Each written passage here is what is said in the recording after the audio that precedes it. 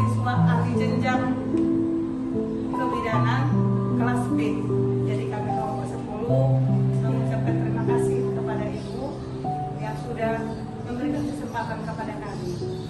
Yang kami hormati Ibu Kepala Puskesmas Ridwani yang sudah memberikan waktu kesediaan waktu kepada kita di sini. Kemudian yang saya hormati narasumber kita yaitu Ibu Ria Ukurtan yang sudah menyiapkan hati dan pikiran dan memberikan ilmu kepada kita. Beliau bertugas di Rumah Sakit Umum Ferdinand Lumban-Tobing. Dan yang saya sayangi semua peserta yang hadir pada kali ini. Kita lanjutkan dengan acara sepatah dua kata dari Ibu Kepala Puskesmas Ridwani. Aku kami persilahkan.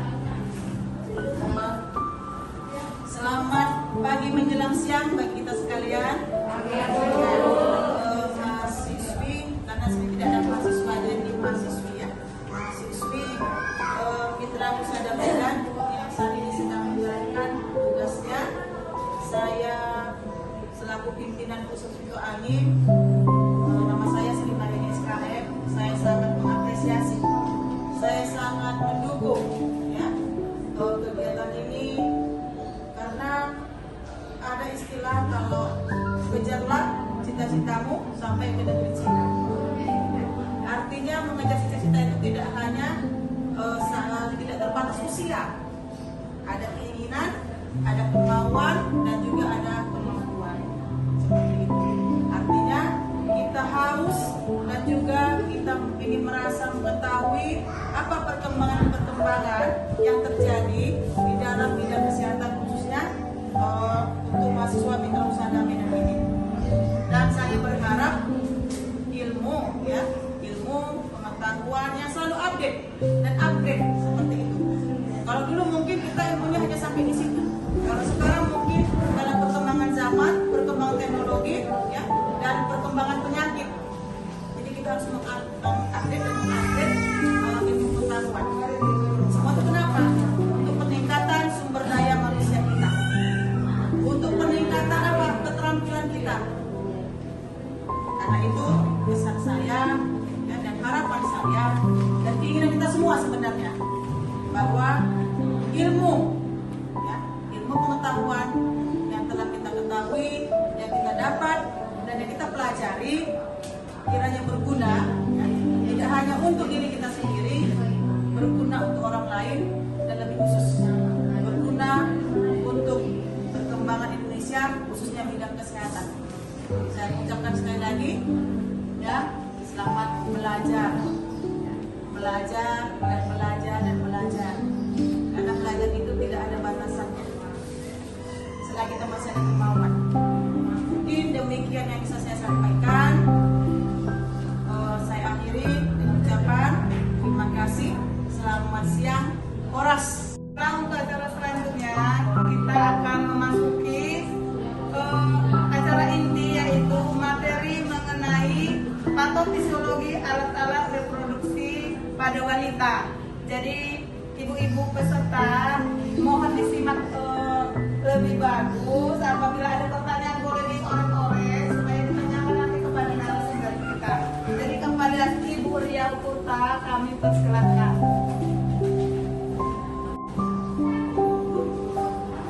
Oke Bu, selamat siang. Terima kasih Bu, Kepala Puskesmas Ridwani dan ibu-ibu semua yang sudah meluangkan waktu untuk siang hari ini. Jadi ada pun pembahasan kita pada siang hari ini yaitu penyuluhan tentang patofisiologi alat-alat reproduksi pada wanita. Ya, terima kasih untuk siang ini. Kebetulan kita hadir di sini semua wanita ya Bu, dan saya yakin semua punya apa tadi kita Bu? Alat reproduksi. Ya, semua punya ya. Ya, terima kasih Bu. Jadi di sini ada pun yang mungkin kita paparkan atau kita bahas sedikit pada siang ini yaitu sistem organ yang digunakan untuk memproduksi atau melakukan keturunan. Ya, jadi sistem reproduksi pada wanita itu ada terbagi dua, yaitu sistem reproduksi eksternal dan sistem reproduksi internal. Dan saya yakin kita di sini semua sudah pada berumah tangga Ibu, maaf. Udah Bu, ya, terima kasih Ibu. Ya berarti mungkin ada istilah bukan pakai lagi untuk membahas ini ya Bu.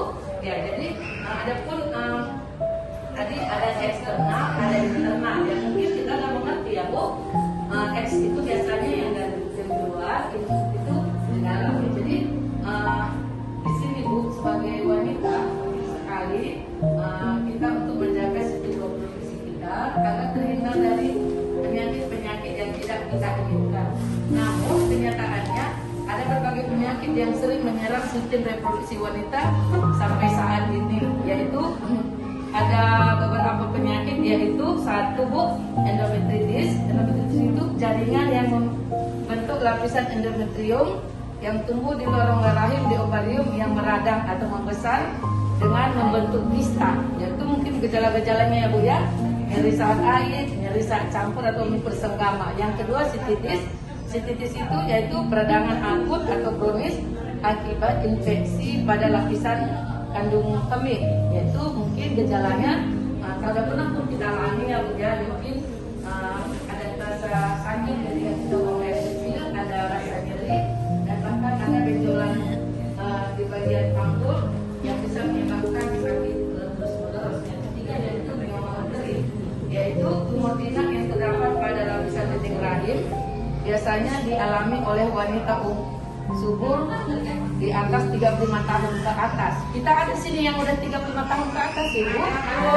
Ya, jadi mungkin pengalaman ini juga agak berguna sekali bagi kita ya Bu ya. Jadi di sini ada gejala dan tandanya, yaitu haidnya yang lebih dari 1 minggu, pembarangannya yang banyak, ada nyeri di panggul, ada nyeri di campur atau bersenggama.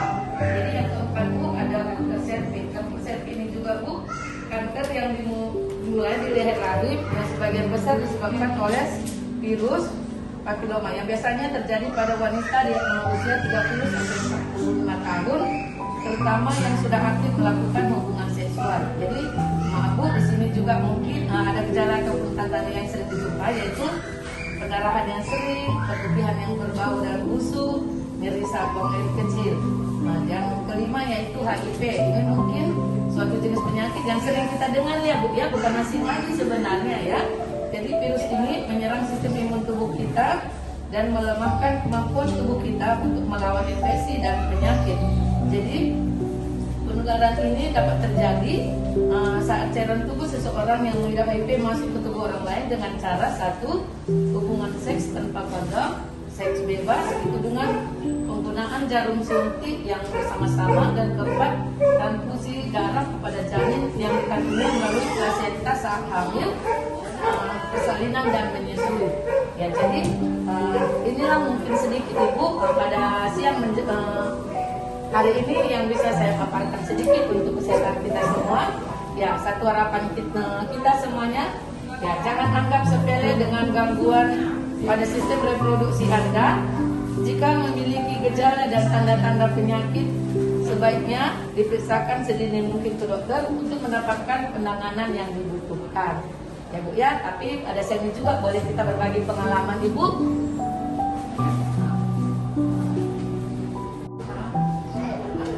Baiklah, kita sudah mendengarkan materi dari Ibu Ria Upunta. Jadi apabila ada ibu-ibu yang ada mengganjal di hatinya atau ada pertanyaan mengenai sistem reproduksi kita, jangan apakah ada yang bertanya Ibu? Silakan.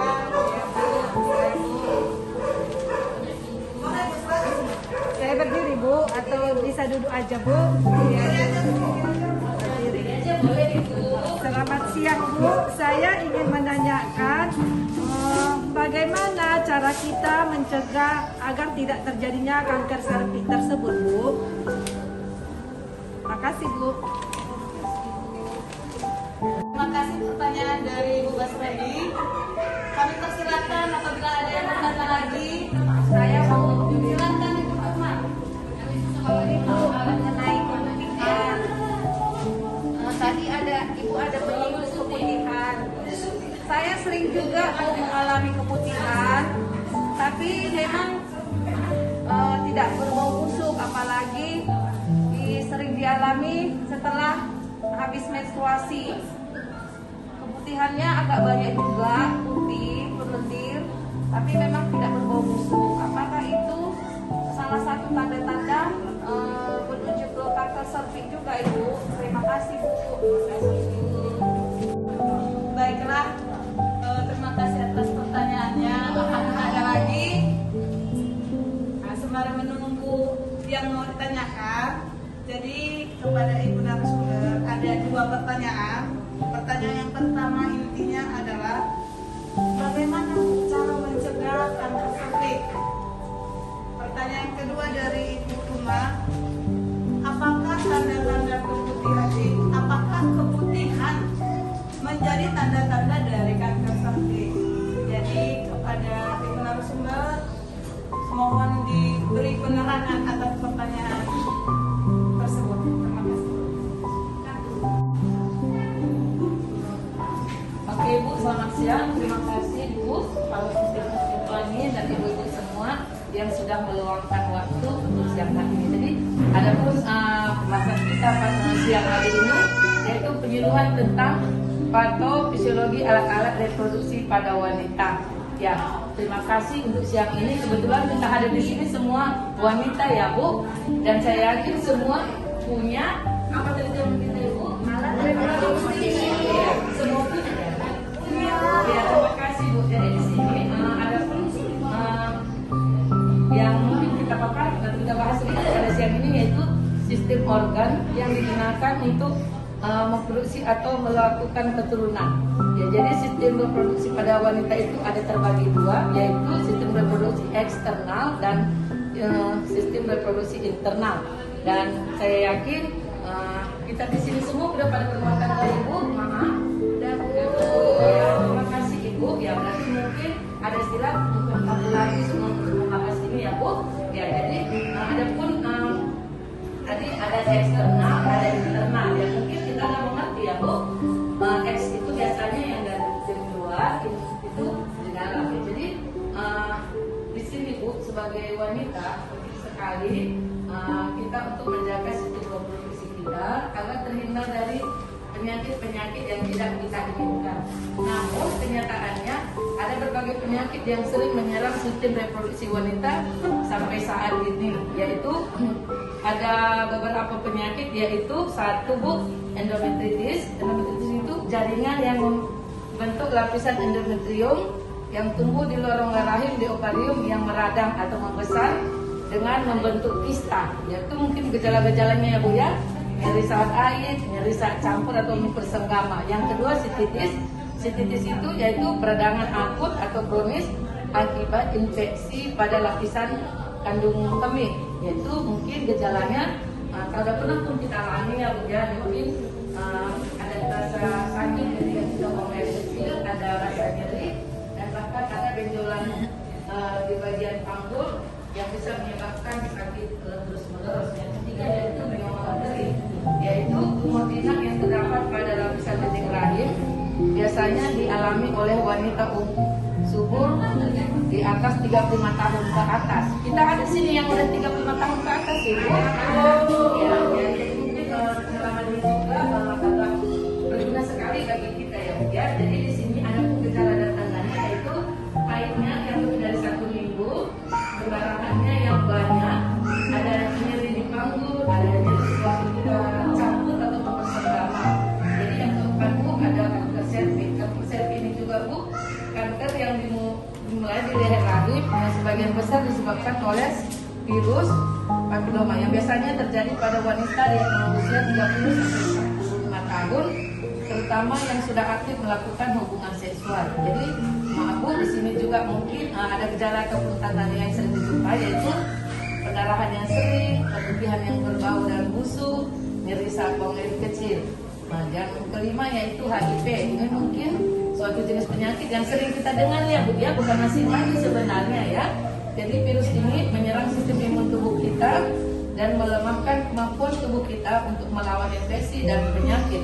Jadi penularan ini dapat terjadi saat cairan tubuh seseorang yang mengidap HIV masuk ke tubuh orang lain dengan cara satu, hubungan seks tanpa kondom, seks bebas, itu dengan penggunaan jarum suntik yang bersama-sama, dan keempat, transfusi darah kepada janin yang dikandungnya melalui plasenta saat hamil, persalinan dan menyusui. Ya, jadi inilah mungkin sedikit Ibu pada siang hari ini yang bisa saya paparkan sedikit untuk kesehatan kita semua. Ya, satu harapan kita semuanya, ya jangan anggap sepele dengan gangguan pada sistem reproduksi Anda. Jika memiliki gejala dan tanda-tanda penyakit, sebaiknya diperiksakan sedini mungkin ke dokter untuk mendapatkan penanganan yang dibutuhkan. Ya Bu ya, tapi ada sesi juga boleh kita berbagi pengalaman Ibu. Baiklah, saya akan mencoba menjawab pertanyaan dari Ibu Duma. Apakah keputihan bisa menyebabkan menjadi kanker serviks?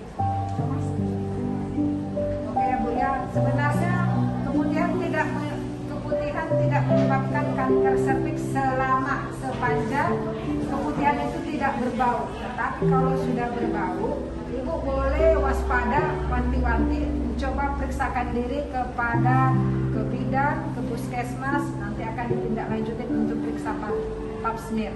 Oke Bu ya? Bisa paham ya Bu? Ya Bu, terima kasih. Ada lagi ibu-ibu yang mau bertanya?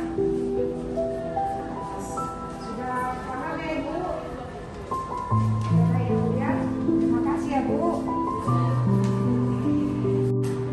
Baiklah, demikianlah materi dari kita, karena tidak ada lagi pertanyaan dan ibu-ibu juga sudah dipuaskan oleh narasumber kita.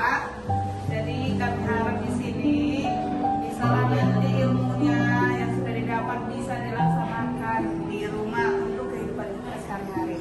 Terima kasih banyak sudah datang ke acara kita, dan semoga kita diberkati Tuhan sepanjang perjalanan kita juga koordinasi dan betul segala sesuatunya. Kalau misalnya ada yang jaga, segeralah periksakan ke petugas kesehatan. Jadi terima kasih banyak kepada Ibu pimpinan Puskesmas Pilbani yang sudah memberikan waktu dan segala perhatian penuh kepada kami. Terima kasih juga banyak juga kepada kedua narasumber kami yang sudah memberikan materi atau ilmu yang sangat berguna bagi kami. Dan akhir kata saya ucapkan oras. Demikianlah penyuluhan patofisiologi dari kami kelompok 10 mahasiswi Mitra